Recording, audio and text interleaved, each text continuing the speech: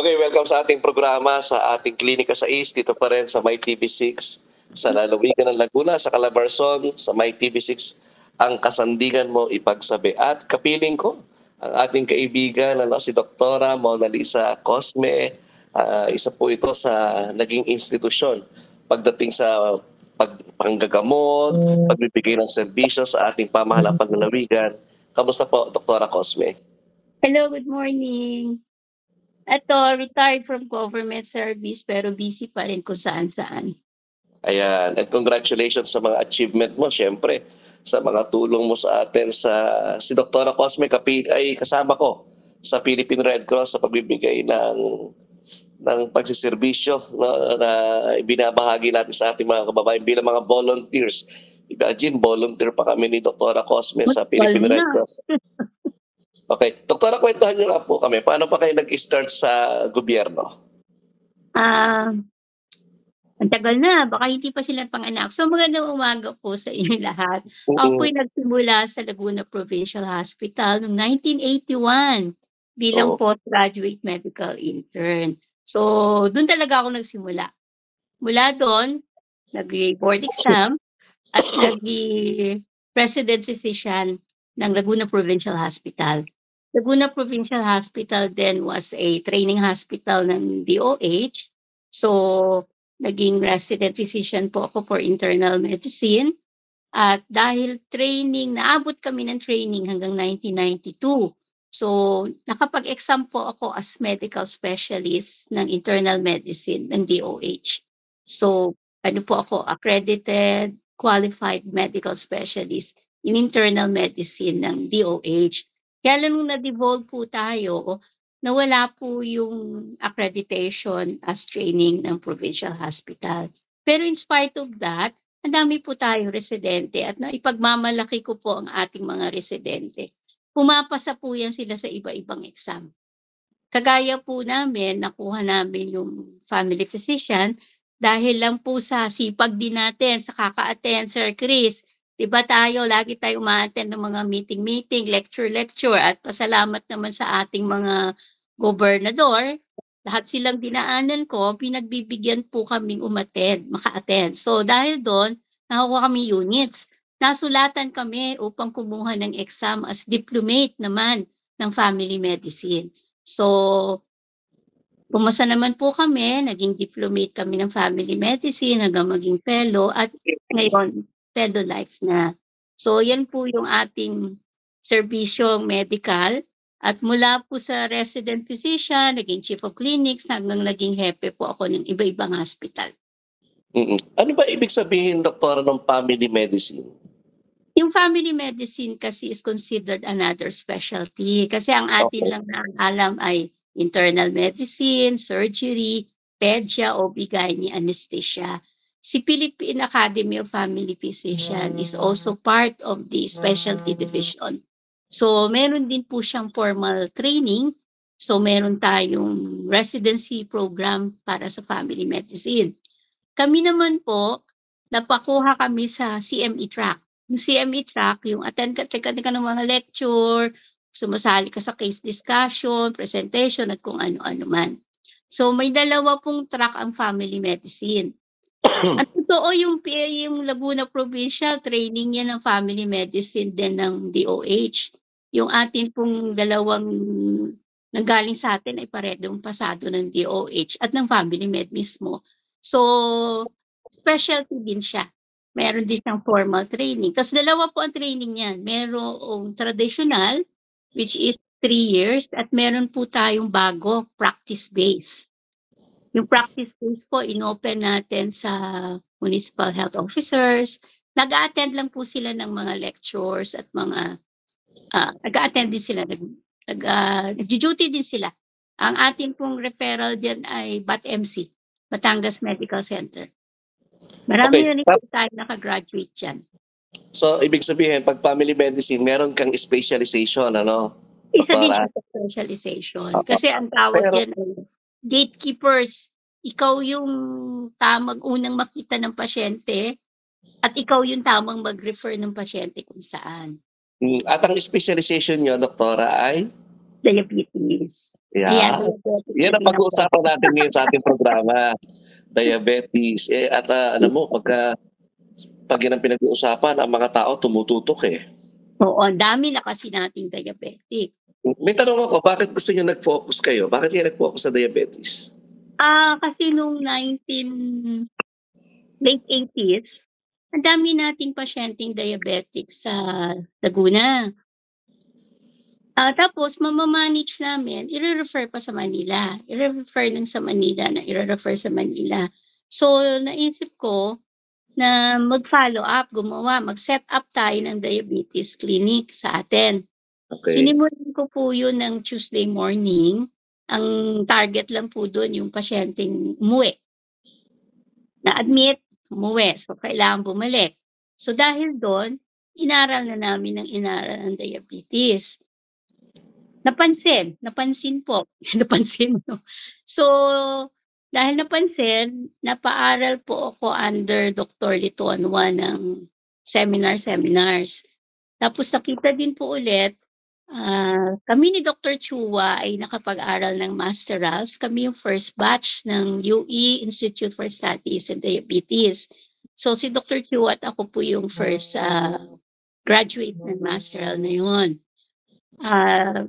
Yun po nagawa namin, naka-establish kami ng diabetes clinic natin noong 1988. Ang nangyari po, follow up lang tayo, tapos nakakuha po tayo ng sponsors, na libreng blood sugar, nagawa tayo ng organization. Ang totoo nga po, member tayo dati ng consortium of government hospitals for diabetes. May mga contest dyan, take note Sir Chris, nananalo ang ating pasyente nananalo sa diabetes, mga presentation, magagaling sumayaw at mga kung ano man. Tapos noon, na-develop ang ating diabetes clinic. Naka-set up din po ako ng diabetes clinic sa Nagcarlan, sa Pakil, sa General Telles, sa Luciana. Dahil doon, naka-set up din ng BAE at saka JP Rizal ng diabetes. So yung ating pasyente, hindi na kailangan pumunta ng Manila. At dahil din sa ating diabetes clinic, dumami yung pasyente natin, yung ating pong mga residente ay nakaaral din sa iba-ibang program ng diabetes. Ngayon, pag-usapan natin, Doktora, itong mga pasyente, syempre, alam mo naman, pag sa Laguna, napunta sa ating ospital, alam natin, mahirap na mga kababayan natin to. Paano mo to hinahandle? Paano mo nasasabi na ang isang pasyente, oy, may diabetes ka? Ang unang-una pong symptoms yung ating book case. Yung pong ihi ng ihi, kain ng kain, inom ng inom. So bakit? Kasi pag kumain ka, iinom ka ng tubig. Pag inom mo ng tubig, iihi ka. Ang sikreto po dito ay insulin. Yung insulin, ito kasi napakasimple kong paliwanag pag nagle-lay lecture ako. Yung insulin, siya yung susi para pumasok ang sugar sa cell mo, yung maliliit na cell. So pag ang insulin mo ay kulang, hindi makapasok yung sugar. So ang napunta sa utak mo, sa iyong brain, gutom ako. Diba, gutom ako. Dahil walang sugar na pumasok, hindi mo na-utilize. Kakain ka ngayon. Ipagkain mo, dahil yung sugar ay mataas sa ihi, iihi mo na naman yon. Iinom ka na naman. So, ang ating susi dito ay yung insulin na ginagawa ng islets of Langerhans. Maraming pasyente ang hindi nila alam na may diabetes sila. Maraming pasyente, as of Friday, ni-research ko to sir ha, as of Friday, ang naka-register na diabetes sa Philippines ay more than 600,000. Kaya lang, ito yung registered with DOH. Ibig sabihin, may datos yan. Marami ang hindi registered. Baka tayong dalawa hindi naka-register. Hindi naka-register. Kasi may registry ang DOH. So, meron tayong registered, meron tayong diabetic na hindi registered, at marami pa rin po, talaga po mga kababayan, marami pa rin po ang hindi alam na diabetic sila. So tayo, saan natin napipick up? Di po ba may diabetes clinic kami? Ginagawa namin 'pag may sponsor, +1. Si pasyente, yung kanyang significant other, kapatid, nanay, tatay, basta merong kasama. Minsan, si kasama, aba'y mas mataas pa ang sugar dun sa pasyente. So, dun kami nakakakuha ng ibang pasyente. Iba naman sa mga medical mission din po natin, sir. 'Di ba nagpapa-blood sugar tayo. So, nakukuha natin yung ibang tao na mataas pala ang sugar na hindi nila alam. So, naisasama na natin sila sa diabetes clinic. Pero yung tatlong hinahanap natin, yung ihi ng ihi, kain ng kain, inom ng inom, nandun po siya. Kaya lang sa mga senior na kagaya ko, akala ng mga pasyente, "Ay nanghihina ako, ay matanda na kasi ako. Ay ihi ako ng ihi kasi inom ako ng inom." Yung hindi pa natin sila nada-diagnose. So, dapat talaga ang advocacy natin is the diagnosis. Hanapin si diabetic. Ang nakalagay po sa Philippines, ang number 1 cause ng pagkabulag ay cataract at ang number 1 cause ng cataract ay diabetes. So, dun namin napi-pick up yung pasyente, CP clearance for OR ng cataract. 'Di ba may nagpe-pre-clinic tayong cataract, makikita mo diabetic pala siya. So, gagamutin muna natin yung sugar, papa-opera din naman natin. So, ibig sabihin yung diabetes may connection sa eyesight, doktora? Opo. Kasi ang diabetes ay maganda yung tanong mo, sir. Parang pang Miss Universe ano. Kasi po ang diabetes, ang komplikasyon niya ay mula ulo hanggang paa. So, ulo, puwede kang ma-stroke kasi puwede kang magkaroon ng infarct, thromboembolism. Sa mata, yung eyesight. So, yan yung cataract. Sa bibig po, cause siya ng mga minsan may mga gingivitis, stomatitis, yung madaling magka-impeksyon, mga singaw-singaw, mga boil. Sa baga po ay TB. Mahina yung resistensya mo, siyempre matamis yung katawan mo, natuwa yung TB, natuwa yung TB, pag sa tiyan po, ang isa sa complication niya ay fatty liver. Kasi yung atay mo ay naapektuhan. Pero hindi po ito fatty liver or alcohol induced. Kasi dati sabi lang natin alcohol and non-alcohol. Ngayon metabolic. So, sa atay, sa tiyan. Minsan po sa tiyan meron pong mga tao na parang uutot-utot, laging may hangin yung tiyan, bloated, parang nasusuka, parang may GERD, yung para pong ilalabas niya yung acid sa tiyan niya. Tapos meron naman po na nag-e-LVM, meron namang constipated. Isa pa po sa kidneys, infection sa ihi. Ang kalaban natin dito, ang ayaw nating marating. Although marami ng dialysis, pero siyempre ayaw natin na mag-dialysis ang pasyente. Makarating sa stage na magda-dialysis. Ang sunod po kasing nakikita ay yung mga sugat sa paa. Minsan may mga pasyente dadating, hindi gumagaling yung sugat. Pag pina-blood sugar mo, napakataas pala ng sugat, yung sugar niya. So, yan po. So, tama po. Mula ulo po hanggang paa ang ating nakukuhang complications.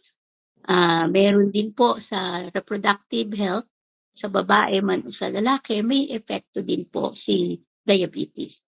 May ibang pasyente na ang tagal, hindi nanganganak, hindi nabubuntis. Pag pina-workup mo, diabetic pala siya. So, kailangan ayusin natin. At meron din pong nada-diagnose, ang tawag natin gestational diabetes. Yun po yung pagbuntis ay tumataas ang sugar. So, balik natin yan. Meron po tayong dalawang klaseng diabetes, si 1 at saka si 2. Si insulin dependent at si non-insulin dependent. Dati sa dating pag-aaral, ang cut-off namin is 35 years old. Pag below 35, ang tawag namin type 1, insulin dependent. Pag above 35, type 2, non-insulin dependent. Pero sa ngayon po, marami pong pag-aaral na may mga bata na maturity onset ang kanilang itsura ng diabetes. At may mga matanda naman na ngayon lang na-discover, insulin dependent pala sila. So, hindi na yung age ang cut-off, kundi yung signs and symptoms at saka yung workup po natin sa pasyente.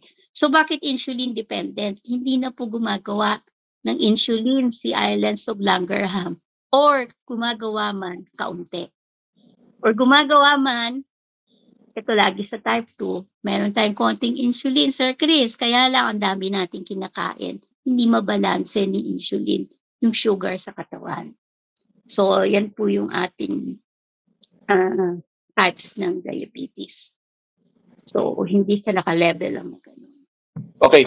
Doktora, kasi siyempre, pag pinag-usapan yung diabetic na yan, yung diabetes na yan, ang naiisip lagi ng tao, ako, baka ako i-dialysis kaya ayaw ko magpa-check up Oo, yun natatakot nga sila. natatakot, Oo. opo. Yan bang pagda-dialysis, paano nade-determine, oy, kailangan mo i-dialysis? May mga tinatawag na emergency dialysis. Ikwento mo nga ito. Ganito po yan, bakit tayo nagda-dialysis. Meron po tayong lab results na BUN creatinine. Okay. Sa regular blood chem natin, merong BUN creatinine. So ito po yung reflection ng function ng ating kidneys. So may certain level na kailangang i-dialysis. Bawat times 2, times 3 ng normal or dehydrated yung pasyente. Meron naman po na talagang may chronic kidney disease, dati na may sakit sa kidneys kaya nagiging candidate for dialysis. So, may level po tayong tinitingnan at may mga symptoms, yung blood pressure, blood sugar, at kalimitan po, ito yung tama ka, yung mali nilang takot. Doon sa mga protocol, kailangan pag diabetic yung patient na na-diagnose mo, i-refer mo sa nephrologist para ma-diagnose siya, ma-prevent, mabigyan siya ng tamang pag-iingat. Ano po? Kaya yung mga pasyente, hindi yan pupunta sa nephrologist. Sasabihin niya, ay, ida-dialysis ako kaya ako pumunta doon. Sabihin mo, punta po kayo sa dietitian, sabi ng pasyente ko. Doktora, mamamatay ako kasi walang pinapakain yung dietitian sa akin. Sabi ko, hindi po, yun po yung pagkain para sa inyo. Kaya, para tayo mag-prevent ng dialysis ay ang number 1 po would be a lifestyle change. Nandun pa rin si lifestyle change. Nakita nga nila ngayon may bago nga pong specialization na dinidevelop sa US kasi yung lifestyle medicine. So, yan siya. Kasi nga yung takot ng tao, dialysis. Kaso pag dumating sila at pumayag ng pumunta ng nephrologist, talagang for dialysis na. Pero may choice naman sila, sir, doon. Sila ang na papayag ba sila o hindi. Pahirapan po bago mapapayag. Ang sabi ko nga, pag nasa dialysis, parang nagdideposito ka sa bangko na wala kang i-withdraw.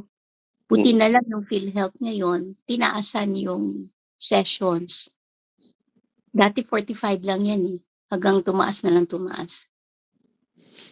Kaya doktora, sabi ko nga, may nangarinig ako, nako, dadialysis, hayaan mo na, mamatay na lang ako. Oo, meron pong ganyang mga sinasabi. May mga ganyan thinking. Pero mali yung thinking ngayon, doktora. Oo. Marami po tayong nakadialysis na ilang taon na nakadialysis at buhay naman, ayos na ayos naman. Nagda-drive ng kanilang kotse, basta tuloy lang. Kaya siyempre, may end stage na tinatawag. Marami pong pasyente ang umaayaw, sir. So, doktora, ang ina-advise mo, kung may mga ganoong sinasabi ang doktor, nagpa-check up sila sa nepro, sundin lang nila. Sundin, opo, sundin talaga. At saka kasi maganda May tanong ako, doktora. Ilang percentage kapag dinadialysis ang isang pasyente na kasi pag sinabi, di ba, ang thinking ng mga Pilipino, pag dinadialysis ka na once, lifetime na yan. Merong hindi lifetime. Meron kasi ibang cause ng dialysis. Meron akong pasyente, nag-renal failure siya. 2 patient to Nag-renal failure siya kasi nagtae. Severely dehydrated. Nagtae, talaga pong bilis. Ngayon, nung nag-dialysis kami, naka-dialysis lang naman ng ilang sessions, umokay naman siya. So, wala na siya dialysis, parang naka-6 lang. Meron din ako isang pasyente na kidneys naman ang problema niya. So, nag-dialysis kami ng 6 to 8 sessions.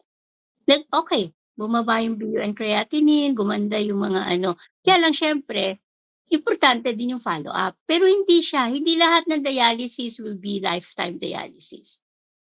Merong iba na nakukuha naman. Tapos kung talagang dialysis ka, ang isa pong isa-suggest sa'yo will be renal transplant. Yun, naku, mabigat yun. Mabigat at ang hirap maghanap ng kaano mo, ka-match. Sa Okay, Australia po pinadadala. doktora, pag-usapan naman natin yung, sige, may na-detect na, meron ka ng, di ba Diabetes. may stage yung diabetes na yan? Ah, Oh, may stage 1 diabetes ka na, mga ganon. Tama ba ako? Stage 2, stage 3. Tama hindi ba siya ako? stage kasi basta diabetes, diabetes. Siguro ang sinasabi lang natin ay yung sugar level. 'Di ba Okay. parang naisip natin, may complication kung isang malaki na sinasabi niyo baka related diyan sa stages, yung diabetic ketoacidosis. Ibig sabihin napakataas po ng sugar mo at may ketones ka na nilalabas. Kalimitan ito ay sa type 1. Merong tinatawag na hyperosmolar hyperglycemic state. Ito yung mga type 2 na ang tataas ng sugar, yung 500, 600. Oo, meron po no'n. Minsan hindi na mabasa nung meter. Give up si meter, siguro mga 700. Yan po, pareho halos yung symptoms nila, nawawalan ng malay, nahihilo, masakit ang tiyan, nagsusuka, nagtatae or may ano pa. Pero nga yung isa, difference mo, sa urine may ketones. Nade-detect po natin yung ketones sa urine.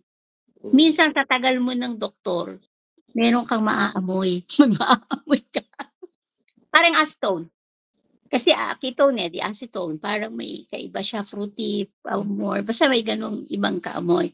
So yun po. Pero management natin dun, pareho din, insulin din, pero naka-IV drip na tayo.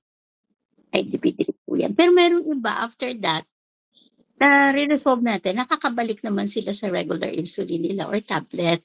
So, hindi natin kasi sila tinatawag na stage 1, stage 2, stage 3. Talaga po So, yung sugar pag, ang pag, ating pag may diabetes ka na, may diabetes ka na. pag Kapag may diabetes ka na, may diabetes ka na.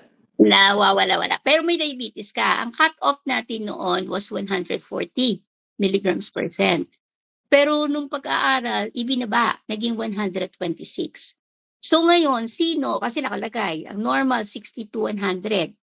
Sabi 126. Ano gagawin natin doon sa 101 to 125? Kay Dr. Fernando, kung saan kami galing, gusto niya na bigyan na ng gamot. Nagsisimula na tayo sa number 1, diet, exercise, at saka gamot. Ang dating first medicine natin no'n is metformin, Biguanides. Yun yung una nating binibigay. Pero ngayon, dito sa workshop kakagaling ko lang, hindi na puwedeng isang gamot. Dapat ano ka na, anong tawag dun? Initiation mo ay high dose, parang ganyan na ang kanilang gusto. At ito'y based sa pag-aaral ng American Diabetes at saka ng European Diabetes.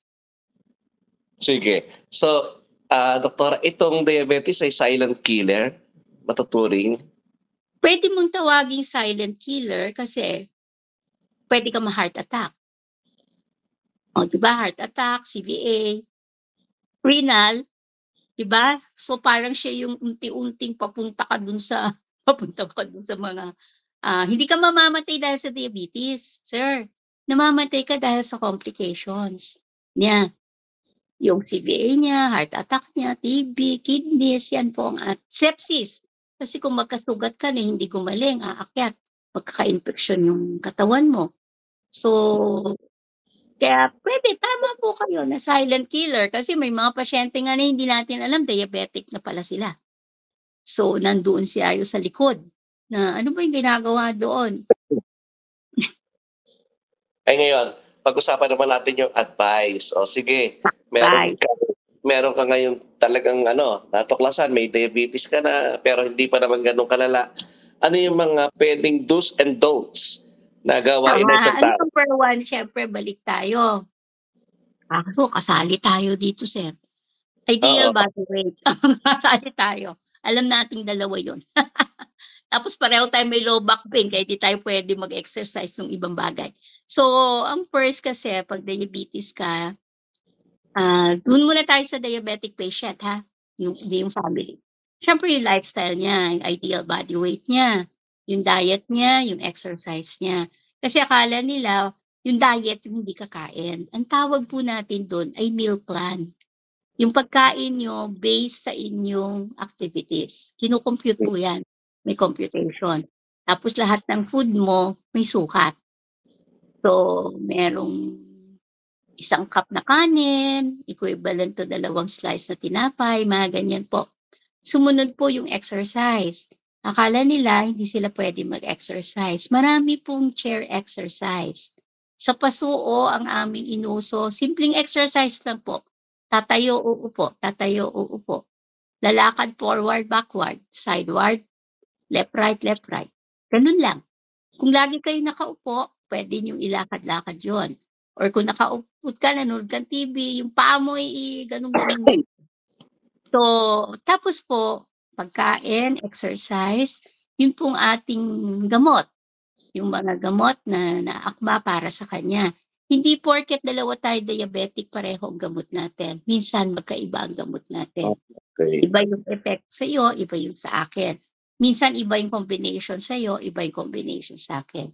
Sunod po ay stress. Stress po. Merong Marami tayo study niyan. marami tayo niyan. Merong study noon ginawa sa Philippines. Ang inaral nila ay yung mga babae na ang asawa ay OFW at yung asawa ay nasa Philippines, pareho may trabaho. Nakita nila may stress si OFW. Kasi siyempre wala yung asawa mo sa tabi mo, 'di ba? Parang may psychological and emotional stress siya. Sunod 'pag may stress tayo, makikita mo tataas yung sugar mo kahit hindi ka kumain. Hindi mo naman alam pero parang ramdam mo parang kaiba. Kasi yung iyong system, 'di ba meron tayong fright and fight, response. Sir, kagaya ito ng may sunog, nabuhat mo yung piano pero 'pag yung walang sunog, hindi mo kaya itulak. Pero yun kasi malakas. So, parang nag-e-effect din sa katawan natin yon. Tapos po, yung stress, yung ating yung sedentary, so konting lakad-lakad, ah, yun po. So, bawas yung soft drinks, yung sugar, yung extra sugar. Ang hilig natin ngayon milk tea. Mataas din Yung yun. Oo, ang taas nun, taas ang sugar nun. Kahit sabihin pa 50% sugar po, 75%, ewan ko naman kung paano nila kinumpute 50%. Yung mga milk tea, yung ating mga coffee, yung mga 3-in-1. At saka siyempre yung mga cola, yung mga soda, mga juice. May pasyente, "Pineapple juice lang po iniinom ko." Eh, di sabi ko, "Teka po, may asukal din yun, ah." Sabi ko naman. So, yan. So, ating mga siyempre yung alak, hindi tayo mag-iinom. Puwede naman tayong uminom, puwede naman tayong mag-wine 1 or 2 shots, pero hindi araw-araw, naka-wine. 'Pag pinayagan mo yung pasyente sasabihin sa'kin, "Iinumin ko ho yan sa linggo lahat. Sabi niyo 1 shot 1 araw, o di 7 shot ako sa linggo." Mahirap talaga, pero mahirap kausap din yun sila. Paalala ko sa'yo, may mga kaya ako naka-post sa ngiti ko. So, yun pa yung ating mga pag-iingat. Siyempre, alaga ng paa. Hindi ko hinihindian ang magpa-pedicure kasi sakit din 'pag nag-ingrown ka, magkakasugat. Pero dapat alam nung manicurista na huwag niyang kakalkalin at masusugat. Kukut-kutin, ano? Oo. Pero para kasi ang saya. Yun po, siyempre yung ating daily hygiene, yung ating yun, kasama yun. At kami po, ang sina-suggest namin ay magpatingin sa mata kahit every year man lang. Malabo man o hindi yung mata, check. Kasi nagpapalit yung grado natin, eh. 'Pag nagtaas nga yung sugar mo, iba grado mo, eh. Tsaka ngipin po, prophylaxis every 6 months, i-check kasi nga source ng infection. Yun yung ating mga problem diyan, source of infection. Tsaka yung ating chest X-ray, ECG, sana po ay blood chem every year. Kung sa family naman, yung family, 'no, kasi yung the children of today will be the future diabetics, 'di ba? Okey sa'min yun, dami kaming pasyente, pero maling paggagamot yun, maling paggagamot yun. Kasi kailangan may prevention tayo. kung yung family ay tumataas na yung cholesterol, kailangan lahat ng kapamilya ang diet ay halos pareho. Hindi yung kumakain akong pizza sasabihin ko pa sa'yo, "Oh, mataas cholesterol mo, 'di puwede sa'yo 'to, kain-kain ako ng pizza ng SNR na cheese." Di ba? May pasyenteng ganyan, eh, hindi ko mapababa ang cholesterol, tanong ako ng tanong, "Ano ba kinakain mo?" Ay kasi po kinakain ko, favorite ko po yung cheese na SNR. Ha? Eh, di ba laki ng slice nun? Sabi ko, "Mami parang 4 kami kumakain 'pag slice." So yun, so yung family kasama natin. Kasi yung balik ko, ang treatment po ng diabetes ay team effort, team sir effort. Mm. Sa team nga 'yan, mas malaki yung 70% or 75 si pasyente. Kami yung doktor ano lang, 5 to 10% lang to diagnose, to give the right advice and the medicines. Yung pong ibang porsiyento ay family at saka environment. Halimbawa sir, diabetic ka, may party sa may party sa ano, binigyan ka ng cake, binigyan ka isang slice. 'Di ba, so dapat minsan kasi ayaw natin sabihin sa katrabaho natin, sa kapamilya natin na may sakit tayo. Pero yung diabetes will not stop you doing something, 'di ba? Ang dami namang diabetic na sikat 'yan. Kaya lang, team effort nga. Dapat pati katrabaho mo tumutulong sa'yo na, "Oh, sir, yung slice mo maliit ha." Ba't gano'n? "Wag May kang pinagre-remind. Dapat pinagre-remind. Oo, may nagre-remind kasi importante din yun, eh. Hindi yun namang gawin mo kawawa yung sarili mo na kumakain sila dun tapos ikaw nakatingin gano'n. Mase-stress ka dun kasi made-depress ka din, 'di ba? So, kailangan meron ka rin naman. So, yung family, workup ng family, kagaya nga sabi ko sa'yo sa pre-clinic sinasama namin yung kasama. Makikita yung kasama pala yung mas mataas yung sugar kaysa dun sa pasyente. So, babalik tayo sa advocacy natin. Nasa Sige. lifestyle pa din, nasa lifestyle pa din. Pero yung stress, ang hirap makawala sa stress, Sir Chris, eh. So, ang bottom line nito, doktora, ay disiplinahin ang sarili. Totoo yun. At saka kasi yung family, team effort, family and environment, 'di ba? Pero minsan merong doktor ako, di ko na sabihin kung sino, na-opera na yun, kahit sa puso. Pupunta sa kantin, sasabihin nung doktor yung pinag-uusapan natin, ha. Oo. Sasabihin ng ano, sasabihin nung tindera ng kantin, "Dok, wag yung lechong paksiw na lechon, wag sa'yo yan." "Ay, pakialam mo, yan ang gusto ko. Ooperahan na lang ako ulit 'pag kailangan." O minsan gano'n naman ang kaharap mo, Sir Chris. O sige, i-advise mo na yung mga kababayan natin, doktora, nasa iyo ang pagkakataon, alagaan nila yung sarili nila at Ay naku, ating mga kababayan, ang health po is wealth, talagang sinasabi. Malaking bagay po ay tayo'y alagaan ang sarili, pero minsan kami rin pong doktor ay guilty sa hindi pag-alaga sa sarili namin. Bakit kamo? 'Pag busy kami hindi kami kakain, 'di ba? Bigla kami kakain madami. So, tayo po ay kailangan natin ng tamang pagkain na naka-compute sa ating pangangatawan at pangangailangan. Meal plan nga po ang tama, may calorie counting. Pero wag naman niyo i-stress yung sarili niyo ng kaka-count ng calorie, baka batuhin niyo ako ng cellphone at nagka-calculate kayo. So basta po ang ating pagkain, balik pa rin natin po sa go, glow at grow food na tamang kailangan. Meron pong pinalalabas si Pinggang Pinoy. So kung makikita niyo yung picture ni Pinggang Pinoy kung gaano kadami yung kanin, gaano kadaming gulay, prutas at yung karne. Sunod po, hangga't maaari iwasan natin yung mga sa Laguna kasi debote ang tawag ano, yung mga soft drinks, mga cola, yung mga juice. So sana tubig po tayo. Pero kung minsan mahal na rin yung tubig, eh. Ay 8 glasses a day. ha? 8 8 glasses, glasses, oo. 8 to 10 glasses. Ang advice ko sa pasyente ko, nagsasawa daw sila do'n, sabi ko, "Puwede niyo pong lagyan ng lemon para may lasa, may amoy. Kasi nga naman kung puro tubig masusuka ka na ng kaiinom, maiinis na." Sabi ko, "Ganyan po sis, ganyan, ganyan." Tapos po, bawasan po, di naman natin sinabing hindi tayo kakain. Bawasan po yung kain natin ng maaalat, yung matataba. Kasi ang hilig po ng Pilipino, lahat ng pagkain may sawsawan. May patis labo, may patis linaw, may kalamansi, may sili. 'Pag may sili na, ang sarap na ng kain natin kasi maanghang-anghang. So, bawasan lang naman po, 'di naman natin sinasabing hindi. Bawasan yung maalat, yung mataba, yung mamantika. Mga M, iiwasan niyo rin ako kasi Mona Lisa, so ako isa sa iiwasan niyo dahil letter M. So, yung mga mamantika, maaalat, at mga matataba nating pagkain. So, talagang balanced meal.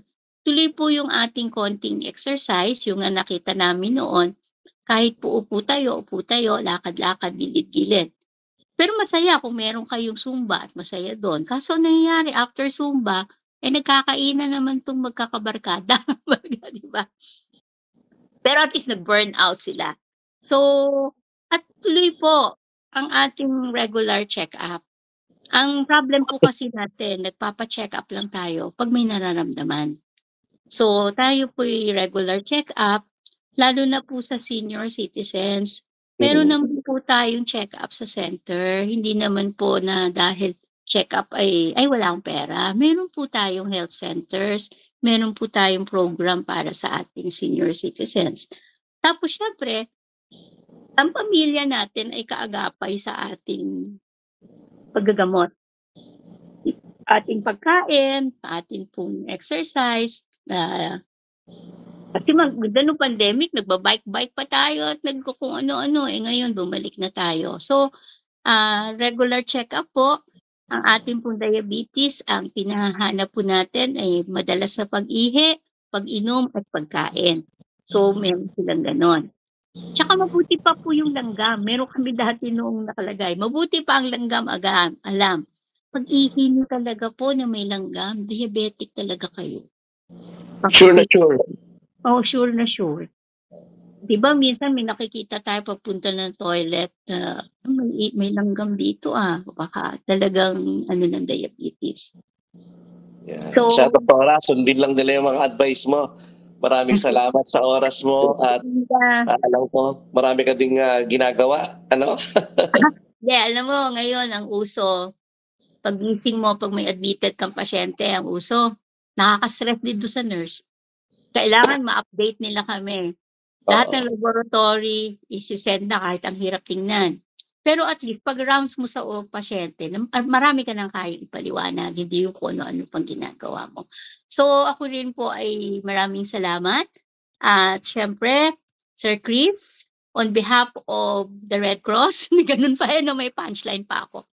Ako'y lubos na napapasalamat sa iyong mga bloodletting activities, sa Yes iyong po. tulong natin sa Red Cross. So, active pa rin tayo, tuloy din natin.